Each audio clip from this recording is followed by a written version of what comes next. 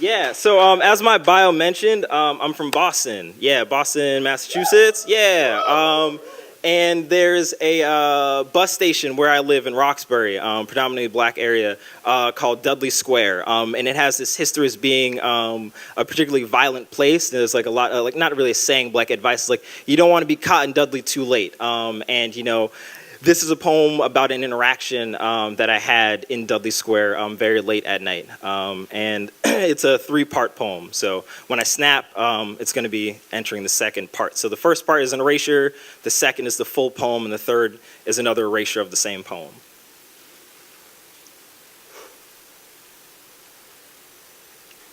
Dudley Square speaks. Dudley walks up, tells me Dorchester's a dancer, a tender but hard to catch movement. Dudley say, a poet. Oh! Then recites sewn diction, each line break a scar like a mirror might take after the blackbird's heir to sorrow. Dudley unveils crossroads of black until I confess my song to the drowning light. So I'm waiting in Dudley, right? And it's late. And this guy in his 50s, going by Elliot, he walks up to me. Starts talking to me about this woman, this crazy woman, about their chance encounter on a stoop in Dorchester. She's a dancer, he says. Tireless and tender, but hard to imagine. She's got to move like a fist, clutching a sweetness so tight that this man pains himself to ignore her calls at 12 in the morning, but doesn't. And finds himself here in Dudley, treading on 2 a.m., asking about the 44 because he's trying to get to Brockton, needs to get there by 8, except his bus doesn't run this late, and I don't tell him. Instead, I say, I'm a poet. Just left the show, and then he recites a poem, his own, and then another, but I can't understand his diction. He admits he barely understands himself. No, it's the poems, their force, how they drag each line break out of him sometimes. It scares him shitless, and I tell him that writing poetry can be like standing in front of a mirror.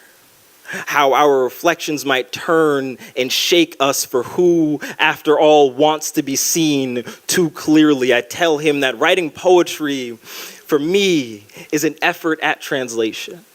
And then I read to him about jokes that aren't jokes, about the blackbirds, their names dying in my throat, how our sorrow songs all became smoke, and Dudley unveils crossroads of generations, and we, 2 black men, passed time until well past my bus home was scheduled to arrive.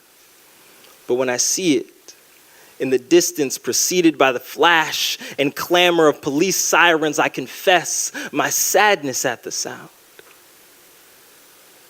Too much of Roxbury is this song of those led to their drowning. But as it turns the corner, I turn to Elliot and say, we should exchange numbers, you know, as fellow poets. And he looks me in the eyes. He smiles light, says, sure, but I don't know if I'll ever pick up. Waiting in Dudley, a man is going to tell a man his tender be too like a fist clutching sweetness, so tight his pain calls at the morning, but finds himself asking about need, except I say poet, just then he recites himself a way out. Poetry, a mirror after all. Him, poetry. Translation, I joke. Are the blackbirds dying or smoke? Dudley unveils 2 black men. Well in the distance, preceded by the clamor of my sadness, a sound to bury his song in as it turns into light. Thank you.